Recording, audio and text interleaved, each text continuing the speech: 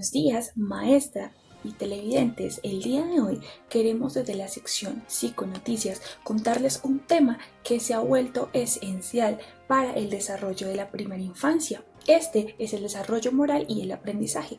Para esto les contaré un poco más de qué se trata.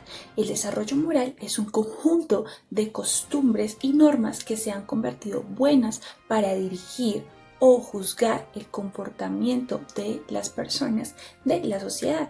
Pero se podría decir que estos son esos actos que se vuelven aceptables para cada individuo. Pero, ¿de qué manera se relaciona esto con la primera infancia? Bueno, inicialmente el desarrollo moral se da desde los primeros 6 meses de edad en cada bebé, ya que en esta etapa ellos distinguen entre lo que está bien y lo que está mal. Esto se vuelve un eje imprescindible para el buen comportamiento de la sociedad.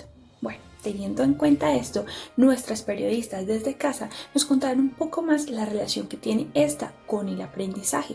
Para ello, le doy paso a Valentina, que desde el norte de Bogotá nos contará un poco más acerca de qué autor habla sobre el desarrollo moral y el aprendizaje. Buenos días para todos. Claro, Moni, como tú lo dijiste, nosotras retomamos a Lawrence Kohlberg, el cual fue un psicólogo estadounidense muy reconocido. Él retomó la teoría de Jean Piaget sobre el desarrollo moral, la cual explica cómo los niños desarrollan el razonamiento moral por medio de las etapas de desarrollo cognitivas. Pero nuestro autor decidió ampliar esta teoría y modificarla. Así dio paso a crear 3 niveles de este proceso, y ahí cada nivel tiene 2 etapas, llegando así a un total de 6 etapas. Esto ayuda a mejorar y a transformar esa explicación que nos daba Jean Piaget sobre el desarrollo moral. Pero, ¿cuáles serán estas etapas? Pues bien, le damos paso a nuestra periodista Paula Rodríguez, la cual se encuentra en el occidente de Bogotá. Paula. Gracias, Valentín. Yo me encuentro desde el noroccidente de Bogotá, donde les voy a dar a conocer las 3 fases que plantea Kohlberg, y en cada una de ellas se encuentran otras 2 etapas. La primera fase hace alusión a la moralidad preconvencional. Esta moralidad preconvencional se relaciona con el estado preoperacional que plantea Jean Piaget. Este retomó parte de los elementos que retoma Piaget, como lo mencionaba anteriormente. Esta es la etapa más temprana del desarrollo moral. Aquí hace referencia que se da desde los 9 años, donde el niño aún ve la autoridad como externa. Entonces, aquí hacemos referencia con ello a que las normas son impuestas. Por ello, se da una figura de autoridad y se pretende evitar el castigo y, en vez de ello, recibir la recompensa. Es un estímulo que plantea, ya sea o evitar el castigo o recibir una recompensa por hacer las cosas de la mejor manera posible. Entonces, los niños aún en este momento no han adoptado o no han internalizado ese tipo de autoridad, lo que quiere decir que esta norma está fuera del individuo, y ese mismo razonamiento se basa en las consecuencias físicas de las acciones. Entonces, se sabe que por una acción que se realiza se da una consecuencia posterior a ella, y esta puede ser positiva o puede ser negativa, y de acuerdo a cómo sea, se recibe un premio o se recibe un castigo. Esta fase, como les mencionaba, se divide en 2 etapas. La primera etapa habla de la orientación a la obediencia y al castigo. Esta orientación a la obediencia y al castigo era muy relacionada a lo que ya les venía diciendo, con reglas fijas y absolutas, donde se debe obedecer porque es lo importante para evitar el castigo. En muchas de nuestras casas nos pasa, ¿cierto? La segunda etapa hace alusión al individualismo e intercambio u orientación instrumental. Entonces, es donde los niños son capaces de tener en cuenta los puntos de vista individuales, ¿cierto? Pero se da mucho el egocentrismo, entonces sus puntos de vista individuales son hacia ellos y no se relacionan mucho con juzgar las acciones de otras personas, ¿sí? Sino siempre van en función de las necesidades propias. Desde allí, el comportamiento sigue estando determinado por las consecuencias. ¿Qué pasaría si hago una cosa? ¿Qué pasaría si hago la otra? Pero siempre desde las necesidades y los intereses personales. En la fase 2 encontramos la moralidad convencional.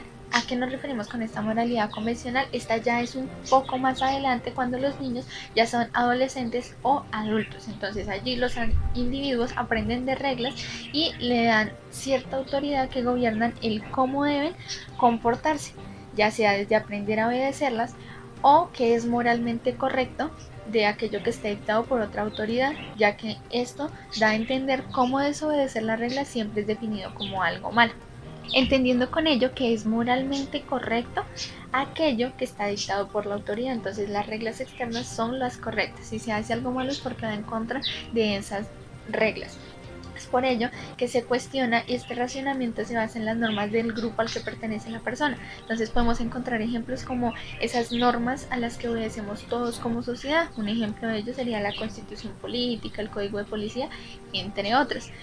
En otras palabras, los individuos creen que las reglas son necesarias para asegurar las relaciones positivas y un orden social. La advertencia de esas reglas convencionales es algo rígida durante esta fase y rara vez es donde se cuestiona la conveniencia o la equidad de una norma. Esto es desde esa fase 2. Allí encontramos la etapa 3. Esa etapa 3 será la consecución de la etapa anterior en la fase anterior. Entonces, en esa etapa 3 se identifica la orientación del buen chico o la buena chica. Esta etapa es de las buenas relaciones interpersonales. Entonces, allí lo que se evidencia es algo bastante particular porque es desde esas relaciones interpersonales y desde esas relaciones sociales. Entonces se enfoca en cumplir esas expectativas y esos roles sociales dentro de una misma sociedad. Entonces el individuo es bueno para que otras personas lo vean como una buena persona. Por lo tanto, la ética se basa en que la apropiación y la aprobación de los otros son las elecciones que influyen en las relaciones. Entonces, si yo desde mi moral hago algo indebido, eso va a perjudicar mi relación interpersonal con otra persona. Entonces a eso hace referencia esta tercera etapa. Ya desde la cuarta etapa hace alusión a la orientación específicamente de la ley y el orden del individuo. Entonces, ¿a qué nos referíamos con esto? Pues a que toma conciencia de las normas más universales de la sociedad, de las más grandes. Por ello, entiende que sus juicios morales se deben definir a obedecer aquellas reglas para defender la ley o para evitar la culpa en algún caso en el que no se lleve a cabo. Por ello, nuestro autor, Colbert, creía que la mayoría de las personas permanecen en esta etapa de razonamiento moral durante toda la vida. Muchos de ellos simplemente se quedan ahí y no continúan, donde la norma es predominante dictada por la fuerza externa. Entonces simplemente siguen las reglas y se encargan de tenerlas en su esencia y no desobedecerlas. Hasta ahí llega, digamos que esa moralidad. Esta se da por principios morales que provienen de las figuras de autoridad social, religiosa, entre otras, y nunca tienen una reflexión moral propia. Siempre va desde la reflexión moral que otros hicieron. Este 3 ya hace alusión a la moral postconvencional. Después, quiere decir que esta moral es donde los individuos se definen en términos de sus principios y de sus valores, pero ya son más abstractos. Según Colbert, el nivel de razonamiento ético solo suele ser alcanzado por cerca del 10 al 15% de las personas, o sea, no todos alcanzamos este nivel. Como les mencioné anteriormente, muchos se quedan en el anterior. Los individuos ahora pueden creer en algunas leyes y normas que son injustas y deben ser cambiadas o deben ser eliminadas. Se da de esta manera una mayor comprensión de que los individuos son entidades separadas de la sociedad y que los individuos pueden desobedecer ciertas reglas inconscientes con sus propios principios éticos. Entonces allí, como les mencionaba, se dan dos etapas, que son las últimas dos etapas en la vida. La etapa 5, que hace alusión al contrato social y a los derechos individuales. Esto quiere decir que el individuo se da cuenta que, si bien las reglas o las leyes pueden existir para el bien de la mayoría, hay ocasiones en que van en contra de sus propios intereses particulares. Y ya en la etapa 6 se da la orientación hacia los principios universales. Entonces, ¿esto qué quiere decir? Que en esta etapa los individuos han desarrollado su propio conjunto de razonamiento ético que puede o no ajustarse a la ley. Entonces, desde mi razonamiento ético puedo ajustarme a lo que plantea la ley o puedo simplemente no ajustarme a él. Dichos principios se aplican a todos. Según Colbert, esta es la etapa más alta del funcionamiento alcanzado solo por unos pocos individuos, puesto que en esta etapa la acción apropiada está determinada por los principios éticos de conciencia elegidos por uno mismo. Muchas gracias. Ahora vamos a ir a ver qué nos tiene para decir Laura. ¿Desde dónde te encuentras, Laura? Gracias, Paula. Me encuentro en el oriente de la capital y les voy a contar acerca del desarrollo moral en los niños. Este puede apreciarse a partir de los 6 meses de edad. Desde ese momento, Los bebés ya son capaces de distinguir entre lo que está bien y lo que está mal, cualidad imprescindible para el buen funcionamiento de la sociedad. Pero la pregunta que nos hacemos es, ¿cuándo ocurre esto? Para la respuesta a esta cuestión retomaremos a Piaget y a Freud, quienes consideraron que los bebés nacen sin ninguna clase de sentido moral. Sin embargo, con el paso de los meses y en gran parte gracias a la socialización, los niños desarrollan la moral que les permite distinguir entre el bien y el mal. También, dichos autores coinciden en el hecho de que el desarrollo moral en los niños es un proceso que se da gracias a la socialización y el aprendizaje de las normas que rigen la sociedad.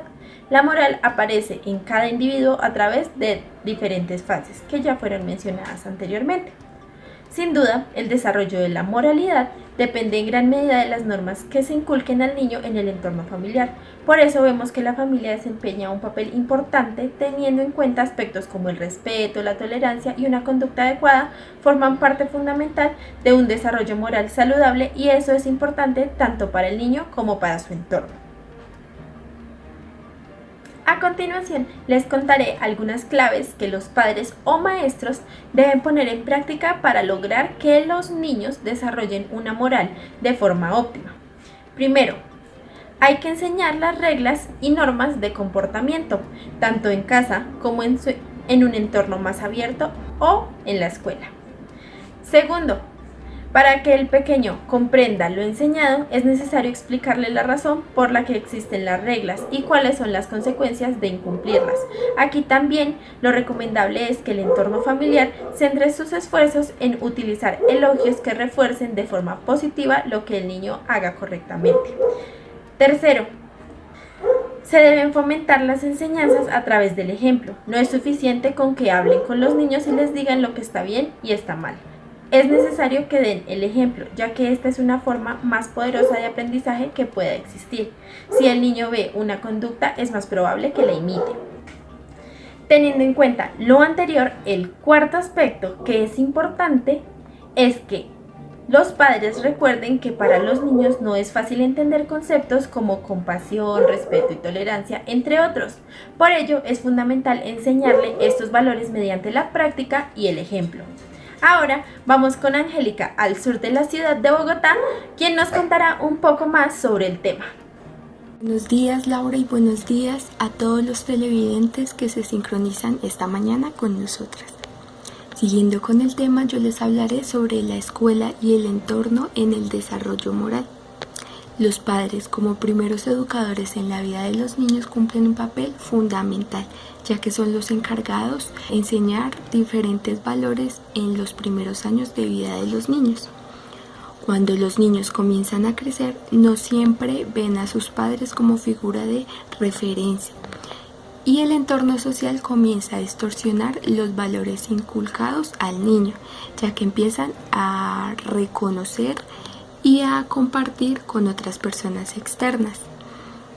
Como padres, lo que podemos hacer es supervisar lo que los niños ven en los medios de comunicación, ya que en estas edades los niños empiezan a tener diferentes ídolos y no aportan valores con relación al desarrollo moral.